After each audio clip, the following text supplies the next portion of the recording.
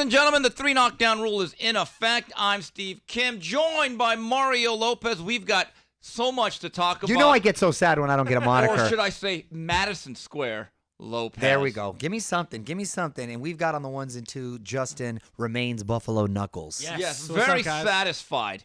Wow. We'll get talk to about that later. But this past weekend, I was in the zone at the Madison Square Garden.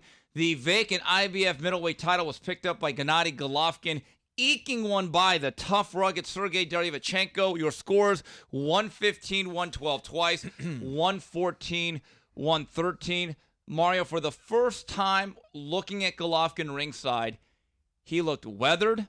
He looked shop-worn. He also looked a very old version of 37. Not everybody is Manny Pacquiao at 40 years old, okay? Really goes to show the phenom he is physically and able to fight at that level. Listen, Golovkin, I've thought since the first Canelo fight was a few miles were missing off that fastball. Okay, well, I agree with what you just said. However, I don't want to discredit Derevyanchenko. Let's put into perspective. He was a really tough, legitimate opponent. Okay, who I thought deserved the nod against Jacobs. Yeah. Okay. I think we did. So he's the kid's the real deal. All right. He obviously was well prepared. He came to fight, wasn't overwhelmed by the moment. Yes, with everything you said regarding Triple G. He now relies on that ramrod jab that I don't think he uses as often as he once did, and the toughness and granite of his chin and some of his moxie and fundamentals to get him through it. Every fight now is a slugfest and is a lot of work, where you give me the Golovkin that faced David Lemieux. That was his peak, probably. That was his peak. That jab was just peppering, bam. And that was 4 years ago. Keep that in mind. Oh, yeah, a lot can happen. Especially, look, you got to remember Golovkin had hundreds of amateur fights. 360 plus. That's a lot of wear and tear, bro, on the tires right there. And he was avoided for a good 5 years in his physical prime.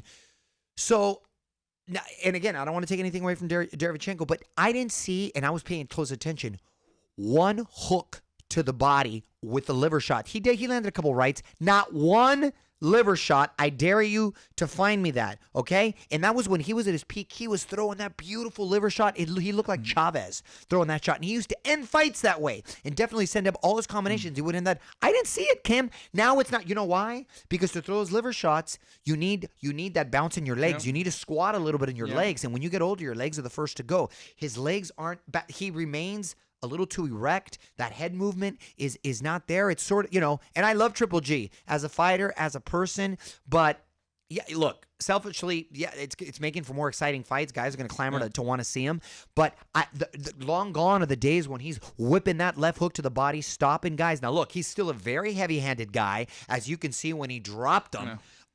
In the front, and he wasn't behind the head. The way he was crouching, he throws those nice, beautiful corkscrew punches, which I love. Dropped him in the first round, and that second round too, he cut him with a left hook. There was no headbutt. Both the announcers and they were wrong. They even showed the replay where the left hook down. I mean, and the irony, with all that said, you look at the end of the fight.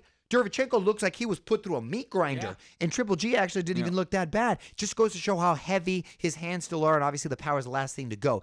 He deserved the nod. I had it 114-113 on my scorecard, 6 rounds apiece, but with the knockdown, Triple G deserved the victory. So there's no controversy. Far from no robbery. He fought very well. Derevyanchenko, much like Sean Porter the week or so prior, you walked away with a great deal of respect for him.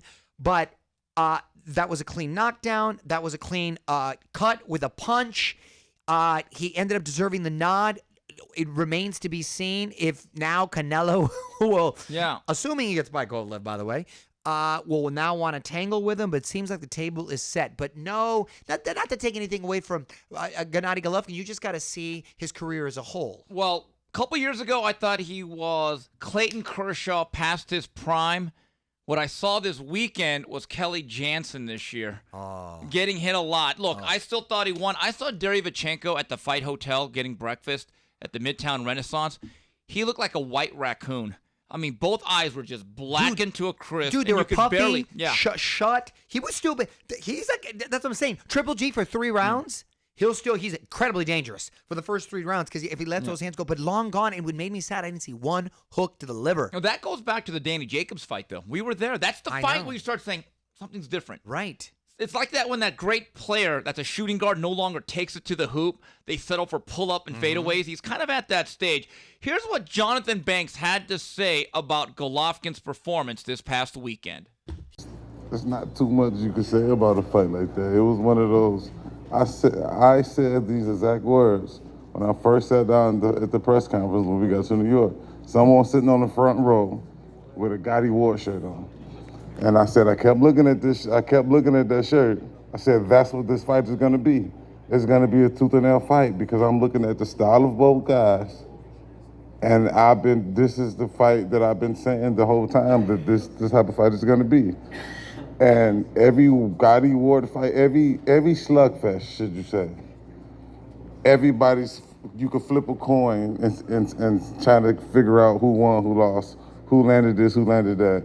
And at the end of the day, it goes down to the eyes of the judges. So that's the bottom line to it. That's the reality. It went down to the judges. The judges thought they saw this, and some people thought they saw that.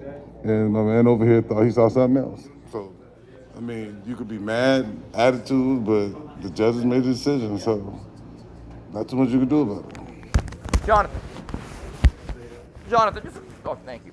Jonathan, quick question. Regardless of the result, what did you think of Gennadi's performance, though?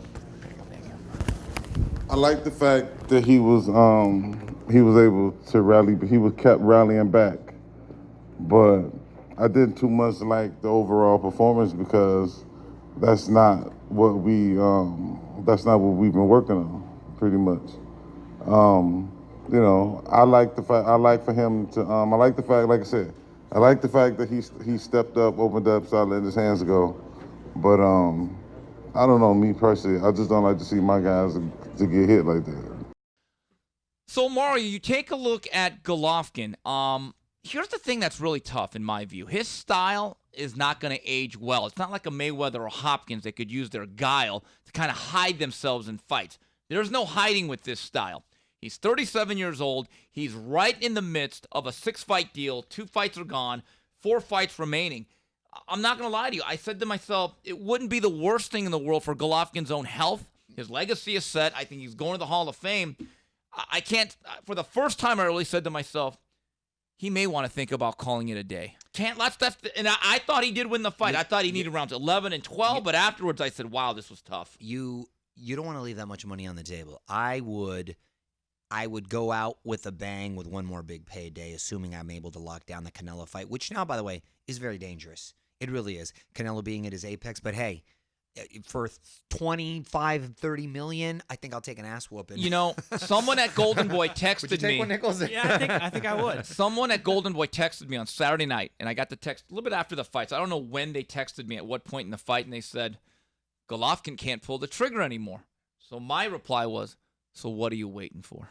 Listen, I immediately called Oscar, and we were talking about it. He goes, "Hey man, who knows where his head's at? Making Canelo." He said that chapter's closed, but if he's honest with himself, You don't think he opened it back up? yeah, I'm gonna say, if he's honest with himself, he knows that that's right on the table, and it would add such a big. It would be such a nice look on and the legacy of his career if he's able to knock out Golovkin, which obviously nobody's able to do, and that doesn't seem like too far-fetched of an idea. And while he didn't get the victory, Sergey Derevyanchenko earns a measure of respect and really puts himself among the elite in the middleweight division. But his promoter, Lou DiBella, he certainly feels his man won, and he talked about his man's outing. I thought he won. Yeah. You know, and I think the reason I'm so upset, look, I had a rough night between Joe Ward and this one, but this kid was bloody but unbowed, man. And between getting knocked out on the back of the head shot early and then getting cut viciously in the second round, fighting 11 rounds, bleeding like a stuck pig, Triple G's never been through a war of attrition like that, even against Canelo. So what's next for Sergey Derevyanchenko? Probably recovery. The same thing that's next for Golovkin, and in Gaddy Ward style, because I really thought that was like a Gaddy Ward fight fought to the highest skill level, like a way higher skill level. They're both in the hospital right now. They both took back-to-back ambulances to the hospital. In your view, honest opinion, do you think they want a rematch? You think you'll I get don't think one? they want a rematch, and I'm not sure we'll get one. I think the public may want one. I don't think that crowd was. I know that crowd wasn't booing Triple G. No one could boo Triple G. No fight fan could ever boo Triple G. But they were booing what they thought was not a great decision. Okay. So, Mario, you take a look at the technician, who, by the way, being there ringside for the first time, what was really surprising, and maybe this is a little bit of a reflection on the faded, slower reflexes of Golovkin, but Derevyanchenko's hand speed and combination punching were eye-opening. No, it was outstanding. And his footwork, the way he would... The pivots, the spins. The spins. He would hit the body and give him a different angle, and he was making Gennady miss big time. Listen, and Canelo throws those combinations beautiful and faster and harder with heavier hands. Even though he was busy and he did overwhelm him at times, Triple G did parry a lot of those shots, and he did catch a lot of those shots. I still think... But when you're getting outpunched 7-1, yeah, the judges are always going to favor the volume. That's the truth. Right, but it is a fight about damage, and Gennady was landing the cleaner, harder punches, I thought, even with that said, which made it close, much like the Chavez-Taylor fight, Taylor fight, right?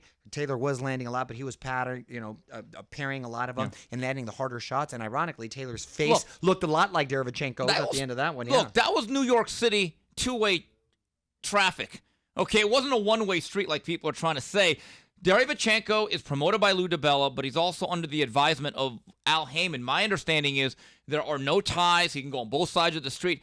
If you're Derevyanchenko, the fight you want to make, in my view, if you're not going to get the rematch, how about a crack at WBC champion Jermall Charlo? Jermall, excuse me. I think that's a great call. I think his stock went up. He's right in the mix. And I think Triple G will be in a dogfight with any of the top middleweights at this point. Right. On that undercard, the semi-main, Israel Madrimov improves to 4-0, knocking out Alejandro Barrera in 5. Mario, I am sky high on this guy. I think he's got all the tools. You talk to Joel Diaz, a guy that I love. Yeah. Says he's got the versatility of Crawford with the ability to switch it. He says his best talent he's ever had. He's got the angles of a Vasyl Lomachenko and the strength and power of a Gennady Golovkin. I want to see where this guy goes. I think he is a blue chip talent. Yeah, he's exciting to watch, so I'm looking forward to seeing him. Almost like ballet, what he does in there. He has a gymnastic background, which really explains some of his body motion. Mario, I'm sure you heard about it. This past weekend in Flint, Michigan, the show did go on.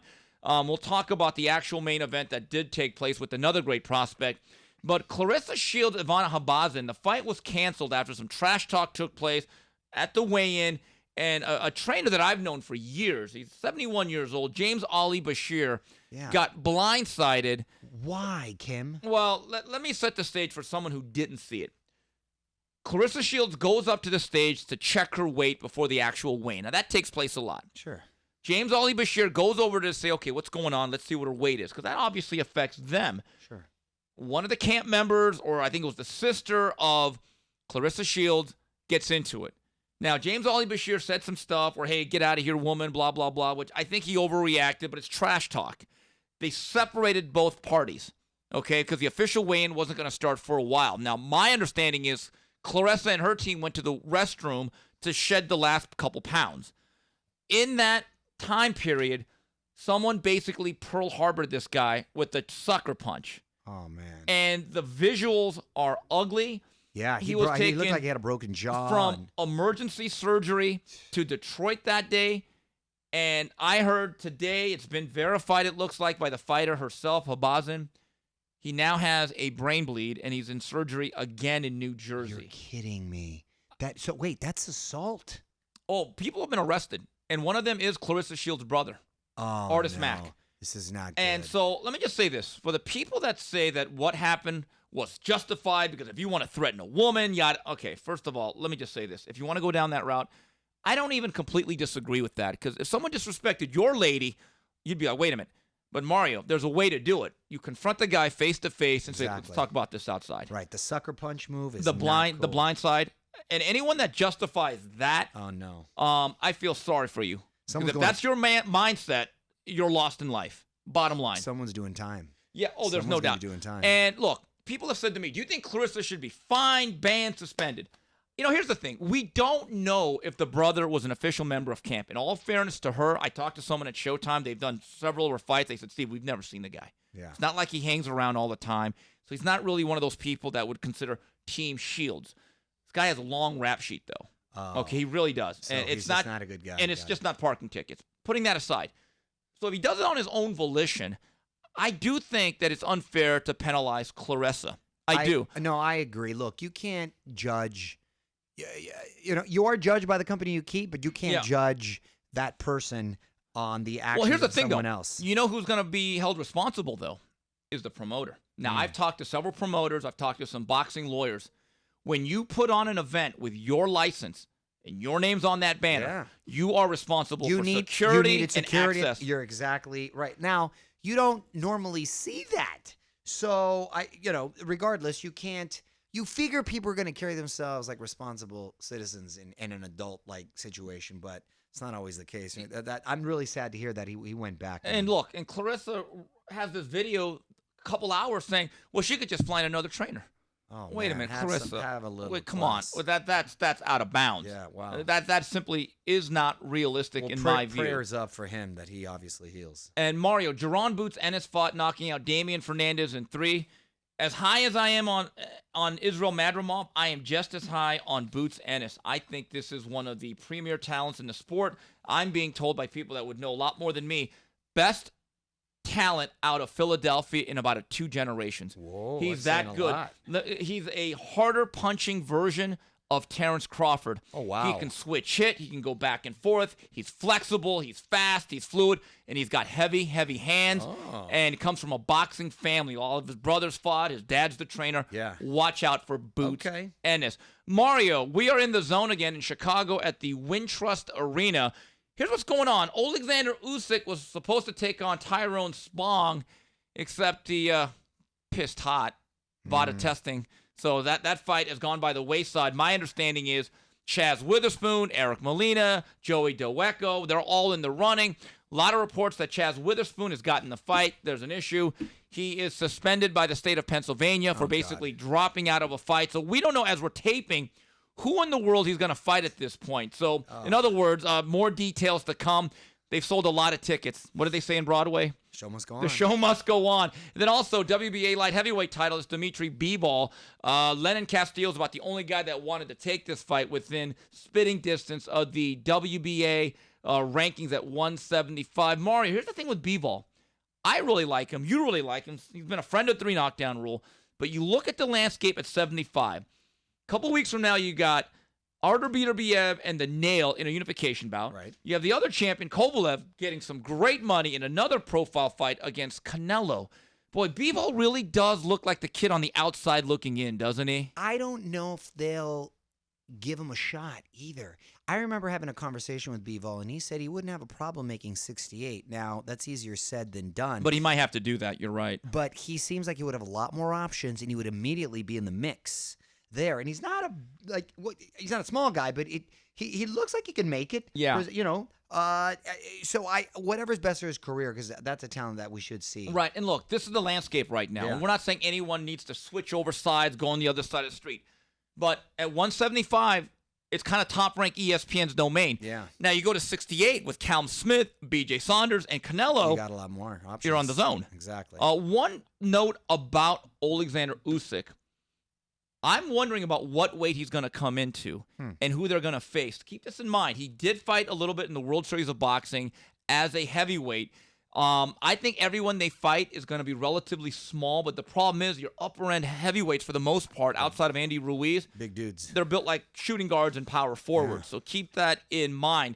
Moving on to the Ask Mario segment of the show as we go on the Twitter timeline. Let me punch this up here.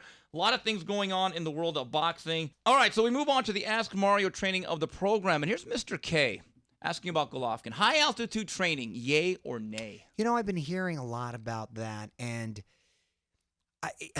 I'm conflicted because I think if you're young, distracted, need to get away and really focus, then it seems like a good idea. But I don't know, and I don't want to speak out of line from medical perspective of if it takes a toll on your body as you get older, which I've been reading about. You know who said that 3 years ago before his fight with Jacobs, and he's not second-guessing. He said it before anyone else because he's done the research, and he's actually developed protocols to do high-altitude training without going up the mountain. Victor Conte. He would know. Yeah, in a lot of ways. He says any athlete over the age of 33, 34, I don't like them up there for 2 months. Here's another thing that Golovkin did. Okay, then that's exactly what my gut was telling me, so he's confirmed. Another thing that Golovkin did I thought was interesting. I know the strength and conditioning coach, Harold Parker, good guy. There are reports, and I believe it's true, I think Golovkin got a little bit ill the week of the fight. That's right. We forgot to mention that, and he didn't mention it, but there was rumors about him having a flu and also hurting his hand. Yeah, but here's the thing. When you cut weight, and you know this, your immune system comes down. Your glycogen levels change. So that's why you need your strength and conditioning coach and your nutritionist. Right. I have never heard of a fighter working with the strength and conditioning coach for 2-3 months, and then the week of the fight, you leave him home. Yeah, that's a weird deal. Is it really worth it? Is you don't want to pay for his airline flight? That's when you think you would. That's when you you need him the most. When you are, and there's a science to doing it because you're cutting calories and water. Exactly. Penny wise, pound foolish. No. I completely disagree with what they did there. Here's one from F. Chinster. If Canelo Golovkin doesn't happen next, should Golovkin go for the Andre unification next or get his mandatory out of the way and try to get an easy win? Mario, based on what I saw, I don't think they go within 50 feet of Andre. I'd much rather see them go right to Canelo and say, okay, let's see what we got here. No, that's it. That's for him. That's all she wrote. Far in my book. Brad White, welterweight drawn Ennis, said he is ready for the quote unquote big names. Do you think he is? Brad, I say give it about 2 or 3 fights, 6 to 9 months. I think he's ready for anybody, but he's one of these fighters. You don't want to fight him. It's someone you have to fight. In other words, someone's going to mandate, hey, you're going after this kid or drop your 3 title. 3 fights would be good. Loon Leo, Mario, would you prefer to see Canelo Golovkin 3 or a rematch of the Derevyanchenko fight? Well, for pure entertainment purposes, you like the Derevyanchenko fight, but you want to see Canelo deserve to get paid, so and to go out on that note with and nice not get sued by the zone. There's a legal ramification there. I think that's the fight. Yeah, going on to final flurries. Mario, the Midtown Renaissance in New York, which is about 2 blocks away from the Garden. Very nice hotel, by the way. Yeah. 4 Vivas on that, okay? I wanted to go to the fitness center, and I said, what's the fitness center? They said, oh, sir, just go down all the way to the 2nd floor. We're connected to the Planet Fitness. Show them your card. You get to work out there for free. Now, I've heard all the horror stories about Planet Fitness, that they have pizza on the front desk, they feed you candy bars, and that if you drop your weights too hard, New you York get buzzed. Planet Fitness is different from other. Manhattan Planet Fitness is different from other Planet Fitness. And you know, here I thought I was going to get a bunch of old Nautilus machines from 1995 and free weights that go up to about 30. It's a good gym. Well, the one, again, but put it in perspective. The one and the Big Apple. Are they? I thought they were all the franchise, though. Why are they different? They are. They might keep that one a little bit more on point. No, it's a great, but you can't beat it. Like $10 a month. You can't beat it. Yeah, and I actually had a good time. And you know what? Heavy weights. All the weights are up there. And just like every other fitness center at a fight week, fighters are there cutting weight. Yeah. All the time. I always tell people, if you're staying at the Fight Hotel, if you want to meet fighters, they're not going to be in the greatest of mood. They may not want to have a great conversation. Yeah. Go to the fitness center. And the guys with the plastics jogging for 30 minutes, that's a fighter. Yeah, and the last thing they want to do is talk. All right. All right, Mr. Doyer fan. How nervous are you? I ain't going to lie. They've been playing with my emotions. It's very, very – it's like being in a toxic relationship with a woman that just keeps messing with you when you're at your lowest. You going to the game? I'm working on it. I really thought they were going to wrap it up this – listen – and then we're going up against hot pitcher, the hottest in the last month, Strasburg. I can't believe it. But we got our ace with Bueller. Man, you know, we started off hot with JT hitting that home run. The bullpen is what always concerns me, and that's what happened again this last night. So my prediction, because I'm the eternal optimist, we win big. And then we sweep the next series. What a disaster. Do you like that? They can't make it out of the first round. Oh, no. That's not going to happen. We're going to win big. Roll, I think, if that happens, right? We're going to win big. How you going to win 106 games and it comes down to 1? Can you believe that? Dude, there's no way. You win 106 games and it comes down to 1 game. Maury, do you think the Dodgers' loyalty to Clayton Kershaw has hurt them? Because didn't he start game 2 and he didn't have a great game? Am I wrong in that? No, he didn't have a great game, but I did read some some stuff on Twitter. People saying, "Why is he starting this?" He's game? been pretty solid though. Look, it's all the metrics now. Roberts does Or the analytics. Or analytics. Pardon me. He doesn't really. He manages the clubhouse. He basically follows a sheet, and they tell him what's But doesn't the eye test ever come into it? You would think. When I saw You would think, Clayton, like, why is Pollock in the lineup? right, Setting records for strikeouts. Clayton Kershaw 6-7 years ago, I'd be like, that's the most dominant left-hander I've seen probably since young Steve Carlton or Randy Johnson. Right. Now when I see him, I see a guy that if you get to the 6th, 7th inning with him giving up 2 or 3 runs, you're like, okay, let's get him out of here. Yeah. I mean, you don't need all the numbers. 6th, I'm happy. I'm saying you get to the 5th. That's about Yeah. as good. So fingers crossed. We'll see. Ooh, that's gonna be rough. Hey, Justin.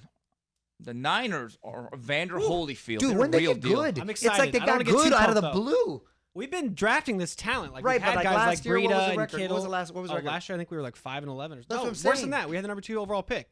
Oh my God, that's what Well, I'm saying. They Jimmy got- G was hurt. They're That had a 4-12. lot to do with Yeah. it. No, That I had know, a lot but to still, do that's a with it. pretty dramatic turnaround. That's pretty Yeah, crazy. these guys are developing. It's early. We got to beat the Rams this weekend. Yeah, And that's gonna be a big game. I'm And gonna they- be and there. They lost too. Are you gonna be there? Oh, yeah. Oh, man, I feel Bosa. like going to that one, but I got to go to the Yes. Steelers. I got to go to the Steelers Charger game. Bosa is a young J.J. Watt. He makes that much Ooh. impact. He's better than his brother. Yes. He might a little be. bit faster. a Ooh, little his bit brother, faster. his brothers are big. Here's the thing about the Chargers: they lost to the winless Broncos. They're the kind of team Ooh. that'll lose to a winless team and then go beat undefeated Patriots. Absolutely. They probably beat him in Foxborough. I know. And then lose him in the playoffs. Right, exactly. First round. That's exactly the kind of team they are. I think the Killing me. Chargers- And I'm glad we didn't play Melvin Gordon that money. My God, the guy ran for. We had 17 yards in the first half rushing. Dude. 17 yards, bro. Dang. Oh, awful. Phillip Rivers looks like a guy on his last legs. Yeah. Yeah. You know who he looks like? Triple G. Triple G. That's what I said. It's exactly Oh, Maury, it. I saw something. I know there was a UFC fight that went on this weekend. Oh, I'm glad you brought that that up. Adesanya guy? Listen, UFC has That got guy's a itself- showman. I He's- like him. That entrance might have been. He did like the cool. He had choreography. That must have been one of the coolest entrances. I actually spoke with Dana White. We did a whole IG live thing. UFC's got themselves a new star. This guy's been on a streak and knocking out who's who. They don't let fights marinate over Yeah. there. You're number one. You're going out. And he was fighting Whitaker, who was coming off of an injury. But that in his- entrance. Damn. Oh man, that entrance was dope. But this guy, he was a world champion kickboxer. Okay, and his grappling's not bad, but guys want to trade with him, maybe because he's 6'4", but he's got that Tommy Hearns sort of wiry, long strength, and he's just been knocking fools out, and he's very confident, and just a star. When you see someone special like that, kid's that kid's special. One last thing. Dana White has said a couple months ago, and he keeps doing interviews, he's getting into boxing. He's going to make an announcement He's for been Zuffa saying that for- Boxing. yeah. He's going to announce who his head is. What has he told you? You know, he says it's coming, but guys got so much in his plate, and UFC just keeps growing and growing, and they have like a pay-per-view event almost every week. Yeah. To and be an MMA fan or specifically a UFC fan, you got to have deep pockets because it gets pricey. And when Dana White says, I'm not going to recognize the belts, I'm like, oh, good luck with that. Fighters love belts, and belts matter. Yeah, I if he don't could know bring about- the matchmaking skills, though, then God bless him. Right. All right. That's it for this week's edition of the 3 Knockdown Rule on behalf of Madison Square Lopez and Justin Buffalo Knuckles. This is Steve Kim saying goodbye, everybody.